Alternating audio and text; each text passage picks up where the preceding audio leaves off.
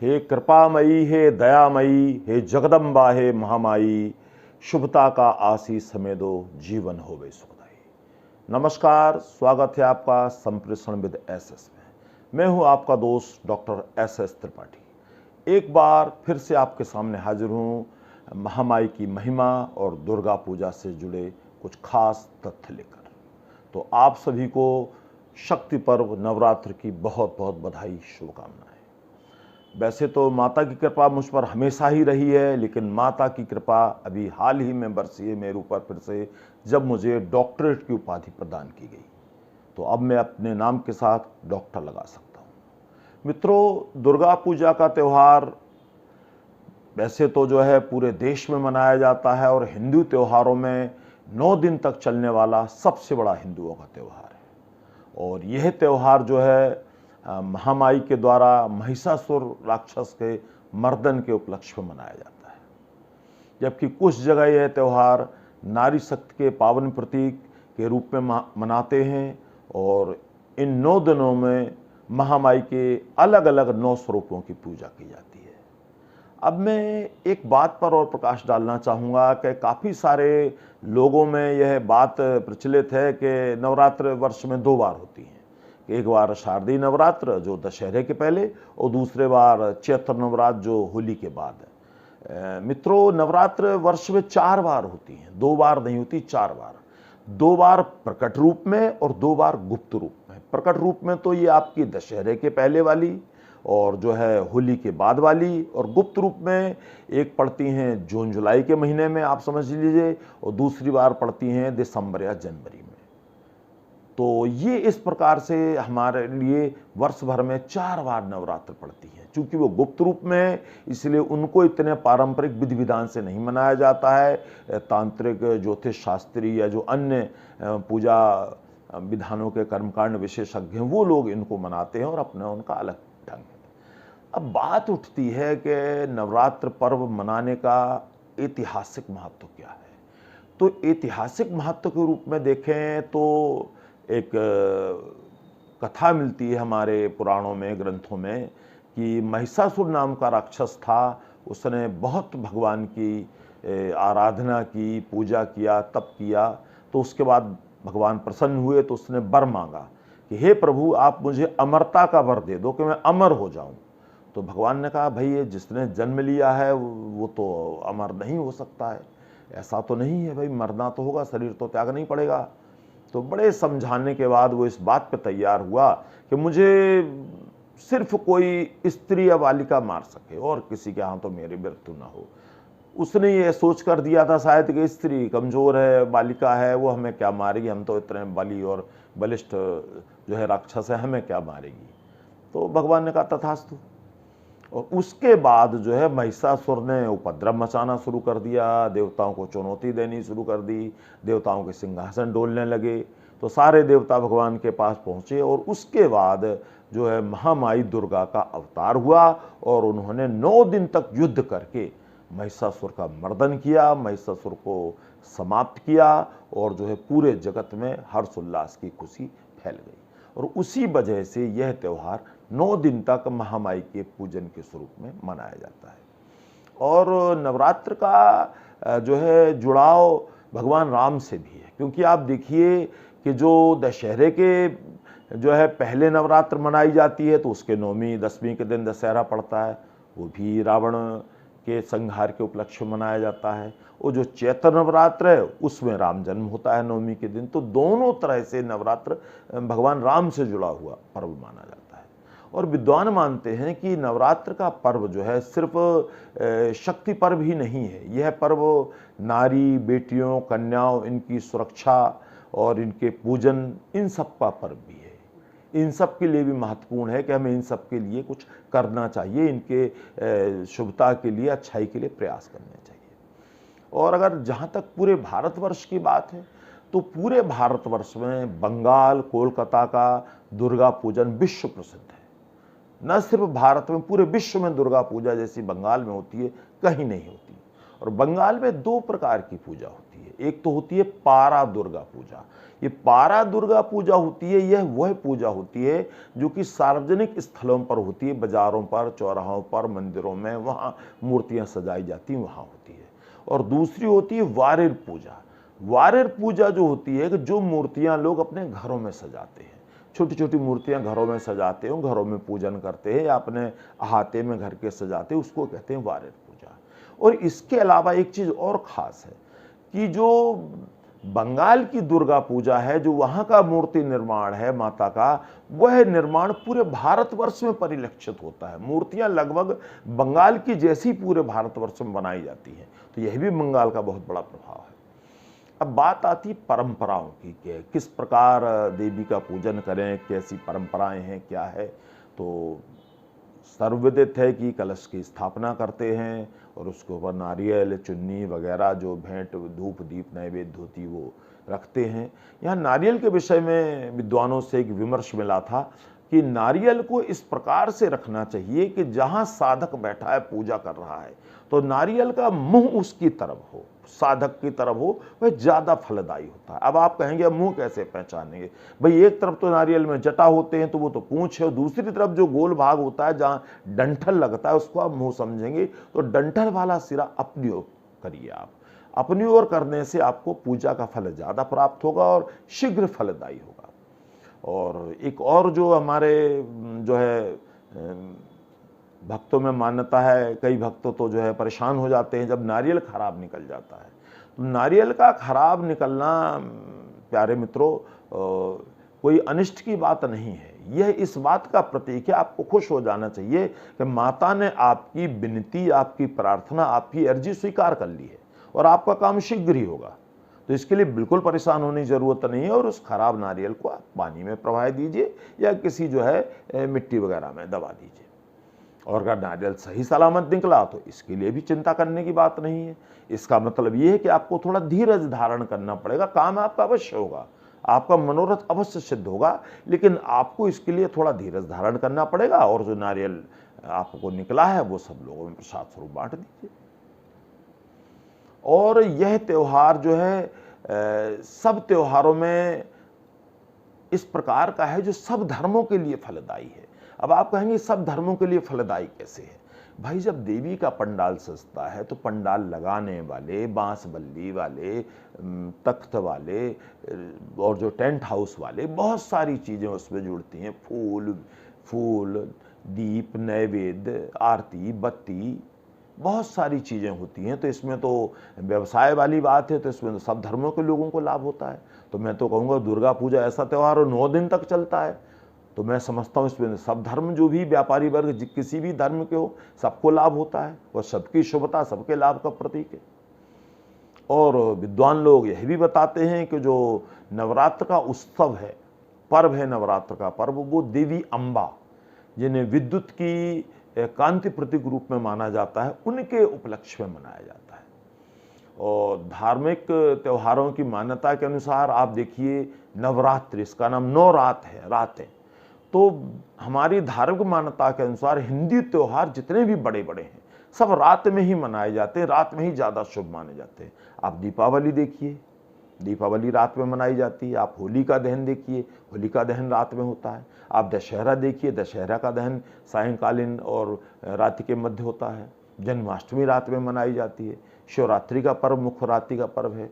यहाँ तक कि करवा चौथ जैसे या और अन्य छोटे त्यौहार हैं वो भी जो है रात्रि में ही मनाए जाते हैं, क्योंकि रात्रि का वातावरण जो है शांत वातावरण होता है, एकाग्रता प्रदान करने वातावरण होता है। और रात्र में सूर्य की तरंगें हमारी प्रार्थना या जो श्लोक या जो हम वाचन करते हैं, स्वस्ति वाचन वगैरह, उसके लिए बड़ा ही शुभ और बड़ा ही शीघ्र फलदायी होता है, क्योंकि हमारी प्रार्थना हमारे जो इष्ट देव तक या अधिष्ठात्री तक शीघ्र पहुंचती है।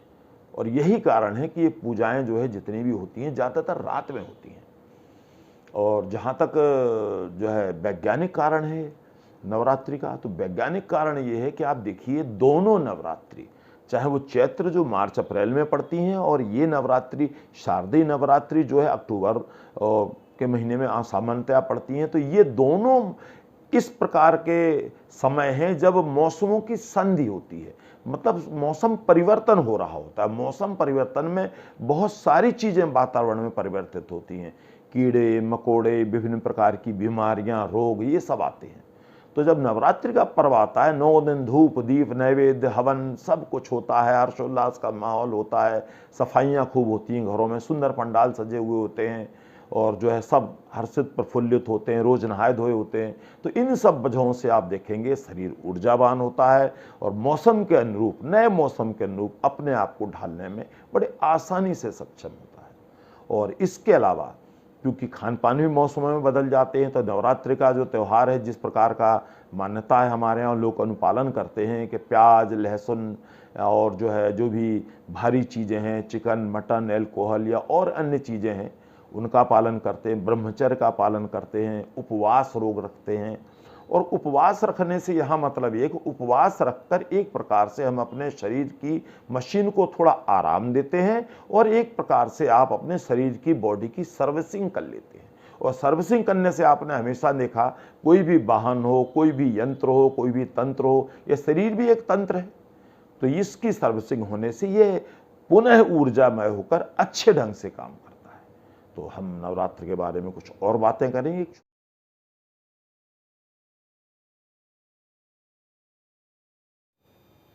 एक बार फिर से आपका स्वागत है संप्रेषण विद एसएस में।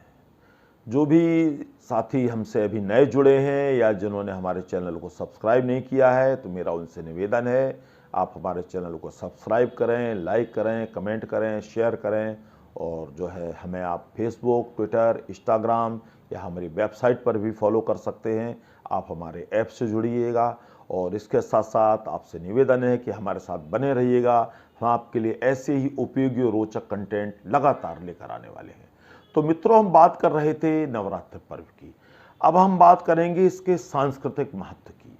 तो देखिए, देवी भागवत पुराण में नवरात्र पर्व का बड़ा ही सुंदर महत्व वर्णन किया गया है। जिसमें सांस्कृतिक महत्व की बात है तो वैदिक काल में देवी गायत्री की पूजा का विधान अनेक जगह वर्णित है और हर काल में देवी की पूजा होती रही है। इसके अलावा जो है देवी एक ही है, लेकिन हर काल समय आवश्यकता के अनुसार उनके रूप स्वरूप बदलते रहे हैं और लेकिन उनका पुण्य प्रताप और उनका आशीर्वाद हमेशा सबको मिलता रहा है और जगत की रक्षा होती रही है। वैसे तो जो है आप देखेंगे तो हमारी सबसे प्राचीन सभ्यता जो हड़प्पा सभ्यता है, वहाँ पर मात्र देवी की मूर्ति का मिलना भी यही सिद्ध करता है कि उस काल में भी देवी पूजा होती थी। लोग देवी को मानते थे, बहुत मानते थे। कई जगह ऐसा भी प्रमाण मिला है कि देवी की पूजा जो है किसी पाषाण पर सिंदूर जो है चढ़ाकर भी की जाती थी, ऐसे भी प्रमाण मिले हैं। और वैसे तो शक्ति पूजा हमेशा से ही प्रशंसनीय रही है, अनुकरणीय रही है, लेकिन काली माई की जो पूजा है वो सबसे कठिन पूजा मानी जाती है, क्योंकि देवी काली बड़े नियम संयम वाली देवी हैं और फलदायी बहुत है, बहुत सुंदर फलदायी है, लेकिन उनकी पूजा थोड़ी कठिन मानी जाती है। और महामाई के देश में 51 शक्तिपीठ हैं और जिसमें नाथ जोगी शक्त संप्रदाय जो हैं, इनके सबकी अलग अलग पूजा विधियां हैं, अलग अलग परंपराएं हैं, तो ये चलता रहता है। अब पूजा में ध्यान रखने योग्य कुछ बातें। देखिए, पूजा सब लोग करते हैं और अवश्य करनी चाहिए, जितनी बन पड़े उतनी करनी चाहिए आपको। तो गृहस्थ लोग हैं, उनके लिए ये है कि भाई परिवार है, बच्चे हैं, पत्नी हैं, जिम्मेवारियां हैं, तो साधारण या सरल नियमों वाली पूजा करें। जो साधु सन्यासी या अनन्य भक्त हैं, उनकी पूजा नियम मानदंड थोड़े कठिन होते हैं, तो वो लोग जो है अपने आप अलग ढंग से पूजा करते हैं। कुछ लोग जलाहार से, कुछ दूधाहार से, और कुछ लोगों का ऐसा भी मैंने सुना है कि पवनहारी सिर्फ वायु भक्षण करके उपवास रखते हैं। और कुछ लोग जो सामान्य जनता में भी देखे गए लौंग वगैरह से भी उपवास रखते हैं और कुछ ग्रहण नहीं करते हैं। और बीमार, वृद्ध, बालक, इनके लिए नवरात्रों में कोई विशेष नियम नहीं है, इनको सब नियमों से छूट दी गई है, ये जैसा चाहें वैसा कर सकते हैं। और व्रत अगर आप खुशी से कर पाते हैं, आपके स्वास्थ्य को कोई नुकसान नहीं है, तो आप व्रत बिल्कुल कर सकते हैं, अवश्य कीजिए। और ऐसा भी कोई आपके ऊपर जो है कोई हार्ड एंड फास्ट रूल नहीं है कि आपको 9 के 9 दिन व्रत करने हैं या आपको 2 दिन करने हैं, 4 दिन करने हैं। अगर आपका 1 दिन का भी विधान बनता है तो अवश्य कीजिए आप, कोई नहीं। और अगर आपका नहीं बन पा रहा है तो वो भी मत कीजिए। मैं समझता हूँ कि देवी माता का आराधन, हाथ जोड़कर प्रार्थना करना इतना भी पर्याप्त है। तो वो इतने में ही माता प्रसन्न हो जाएंगी। माता भाव की भूखी हैं, न कि आपके दिखावे और आडंबर और आपके समय देने की। तो आप भाव से अगर एक क्षण भी उन्हें स्मरण कर लें तो इतना ही पर्याप्त है। और इसके अलावा कुछ लोग होड़ लगाकर जो है पूजा करते हैं, प्रतिस्पर्धा में करते हैं कि वो फलां कर रहे हैं तो हम भी करेंगे। ये नहीं होना चाहिए, क्योंकि पूजा पाठ में जो दुर्गा सप्तशती है या महामाई की जो और ग्रंथ है उनका उच्चारण गलत नहीं करना चाहिए। अगर आप चाहें तो आप सामान्यतः हिंदी पाठ कर सकते हैं, और नहीं है तो आप ध्यान करके ही बैठ जाइए, इतना ही पर्याप्त है। मन में भक्तिभाव होना ही काफ़ी है। अब कुछ खास बातें और जो मैं समझता हूँ आपको जरूर जाननी चाहिए। कुछ भक्त लोग नवरात्रों में जूता चप्पल छोड़ देते हैं, कुछ भक्त लोग जो है बाल नहीं कटवाते, शेव नहीं करते, और कुछ लोग ऐसे होते हैं कि जो नवरात्रों में 9 दिन तक अपना स्थान नहीं छोड़ते, शहर नहीं बदलते हैं, वहीं रहते हैं नवरात्र। और कुछ लोग जो है अन्न या गेहूं उगाकर पूजा करते हैं, जिन्हें कई जगह जवारे कहा जाता है, तो उनमें भी अपना अलग विधान है उसका। और कुछ भक्त लोग 9 दिन अखंड ज्योत जलाते हैं, तो उसका अपना अलग विधान है, अलग महात्म्य है। वो अखंड ज्योत 9 दिन जलती है, वो भी अपने आप में बहुत बड़ा भक्तिभाव है। और काफ़ी लोग ऐसे हैं कि जो लोग जो है फर्स्ट एंड लास्ट व्रत रखते हैं, वो भी ठीक है। और एक चीज़ और नवरात्र के बारे में विशेष में बताना चाहूँगा कि नवरात्र का पर्व ऐसा है, ये अबूझ मुहूर्त होता है। इन 9 दिनों में आप किसी भी दिन कोई भी शुभ मांगलिक कार्य कर सकते हैं, चाहे आपके यहाँ शादी हो, सगाई हो, गृह प्रवेश हो, दुकान का प्रवेश हो, गाड़ी खरीदना हो, सोना खरीदना हो, या और कोई भी बड़ा सौदा हो, डील हो, आप कभी भी कर सकते हैं। शुभ विवाह, तिलक, सगाई सब कुछ हो सकता है। कोई भी नया कार्य आपको प्रारंभ करना है तो वो भी आप प्रारंभ करिए, देवी माँ के आशीर्वाद से शुभ होगा, सफल होगा, ऐसी मान्यता है। सारांश रूप में मैं स्पष्टतः कहना चाहूँगा कि आप दुर्गा पूजा करके अपने कर्तव्य से विमुख नहीं हो सकते हैं। अगर आप वाकई में सच्चे शक्ति पूजक हैं, देवी पूजक हैं, और देवी के प्रति अगर आपके मन में तनिक भी श्रद्धा है, तो आपको स्त्रियों का सम्मान करना चाहिए, बेटियों को खूब पढ़ाना चाहिए, कन्या भ्रूण हत्या रोकना चाहिए। और इसके अलावा आप जो महिलाओं के सम्मान के लिए जो भी कर सकते हैं करें आप।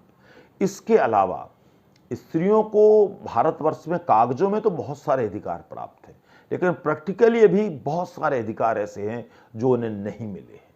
और जो पुरुषों की सोच है, मैं समझता हूँ उसमें भी सुधार आना चाहिए। माता पिता को अपने, चाहे बेटा हो चाहे बेटी हो, उनको संस्कार अच्छे देने चाहिए, बताना चाहिए स्त्रियों के मान सम्मान के बारे में, खुद के सम्मान के बारे में, महत्व के बारे में। क्योंकि देखा गया देश में कुछ लोग ऐसे हैं जिनकी ये मान्यता है कि मेरी बहन बेटी सती सावित्री और दूसरे की बहन बेटी चालू।